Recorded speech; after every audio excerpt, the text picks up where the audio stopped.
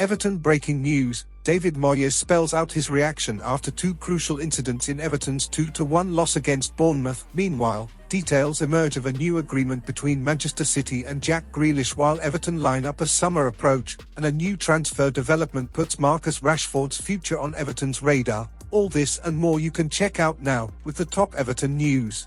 So make sure to like the video and check your subscription, so you don't miss any updates about the Toffees. Hey Toffee, Everton's home struggles resurfaced again as they let a winning position slip against Bournemouth, falling to a damaging 2-1 defeat at the Hill Dickinson Stadium. It was a result that hurt not just because of the scoreline, but because of what was at stake. A win would have lifted the Toffees up to 6th in the Premier League and strengthened their push toward European qualification. The night started with promise. Everton pressed aggressively, Gerard Brantwaite forced the mistake, and Iliman Ndiaye calmly converted from the penalty spot. At that moment, it felt like Everton were finally ready to make their home ground count. Instead, familiar problems crept back in. Bournemouth were allowed time and space, grew into the game, and eventually punished Everton through goals from Ryan and Amin Adli. The second goal sparked controversy, with questions over whether an offside player influenced the move. David Moyes made it clear after the match that his patience with refereeing decisions has run out, refusing to be drawn into debates both on television and in his press conference. His frustration was obvious, especially after Jacob Ryan was sent off for a last-man challenge, leaving Everton with too much to do. But beyond the officiating, the bigger issue is Everton's inability to control games at home. The Hill Dickinson Stadium should be a source of confidence. Yet it has become a place where leads feel fragile and momentum disappears quickly. Fans are right to feel frustrated, because these are the matches that define seasons. This defeat doesn't end Everton's European hopes, but it does narrow the margin for error. Moyes now faces a key moment: demand a reaction, tighten performances, and turn home form around fast. For supporters, this result matters because it shows how close Everton are to progress, and how easily it can slip away without sharper focus and consistency. My friend Toffee fan, how damaging do you think this defeat is for our European push? Share your opinion in the comments below. Listen up Everton fan, Everton have been dealt another blow with confirmation that Jack Grealish has undergone foot surgery, a development that likely brings his season to an early end. No clear return date has been set, and all signs point to the winger focusing on recovery rather than a comeback before the campaign finishes. For David Moyes, this injury reshapes both the short-term and long-term picture. In the immediate sense, Everton have already moved to soften the impact by bringing in Tyreek George on loan. The young winger now has a real opportunity to gain minutes, while Moyes adjusts his attacking options without one of the team's most creative players. Beyond this season, Grealish's situation becomes even more interesting. Talks between Everton and Manchester City have continued, with the understanding that Grealish will remain on Merseyside during his rehabilitation. Those discussions have also opened the door to potential summer negotiations, although a permanent deal now looks highly unlikely. Everton are reportedly only willing to go as far as £25 million, and with Grealish approaching 31 and coming off surgery, Man City appear open to another loan instead. From Everton's perspective, that scenario makes sense. Grealish has shown flashes of quality and clearly feels settled at the club, but questions remain over consistency and output. With just 2 league goals so far, a second loan would allow Moyes to benefit from his experience without committing significant funds or long-term risk. In my opinion, this situation matters because it highlights a more cautious, strategic Everton. Rather than forcing a big money gamble, the club can reassess Grealish's value, fitness, and impact over another season. If he returns strong, Everton win. If not, they keep flexibility. Given the circumstances, another loan could be the smartest outcome for all parties involved. Balance could define Everton's ambition heading into next season. My dear Everton fan, would you take Grealish on another loan next season, given the circumstances? Let me know your thoughts in the comments below.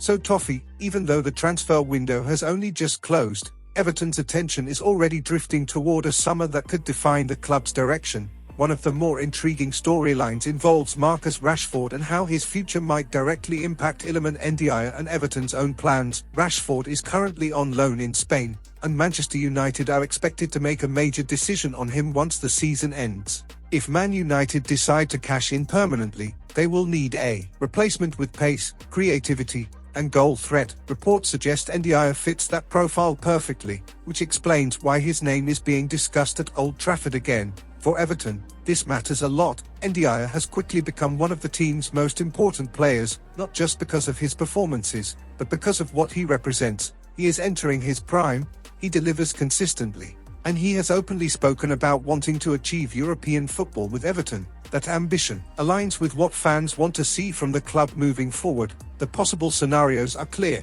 If Manchester United sell Rashford, pressure on Everton to keep Ndiaye will intensify.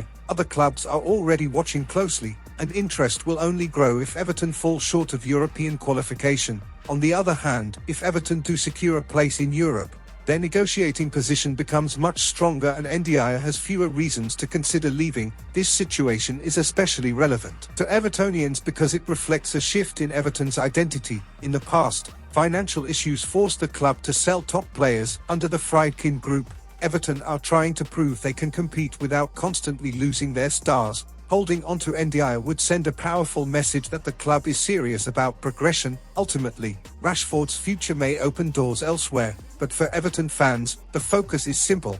Keeping Ndiaye is about more than one transfer. It is about ambition, stability, and finally building something lasting rather than starting over every summer.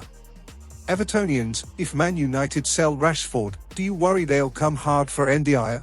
Share your opinion in the comments below. Alright Everton fan, if there's one player who sums up Everton's transformation this season, it might just be James Garner. 12 months ago, he was seen as a steady squad option. Now, he's being talked about as the club's player of the season and even mentioned in conversations about an England call-up. Everton recently secured his long-term future with a new contract, and that decision already looks inspired. Garner hasn't just been good, he's been indispensable. He has started every single Premier League match and has only been taken off once. That level of trust from David Moyes tells you everything about his importance, but it's the numbers that really stand out. Garner currently leads the entire league for combined tackles and interceptions, sitting ahead of some of the most expensive midfielders in English football.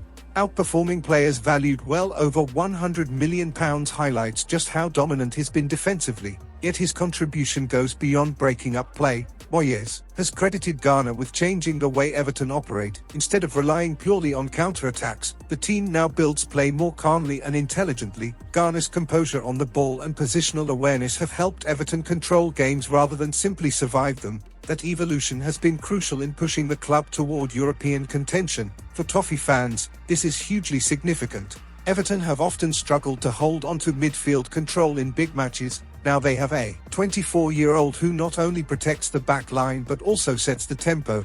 There are even whispers that he could be worth £75 million in today's market, a reflection of how far he has come. Looking ahead, the big question is whether an England call-up follows. If it does, it would confirm what Everton supporters already know. They have one of the league's most complete midfielders anchoring their revival. This is the Toffees News fan channel and I'll stop here. If you liked it, don't forget to leave a like and subscribe to the channel. A big hug and see you in the next video.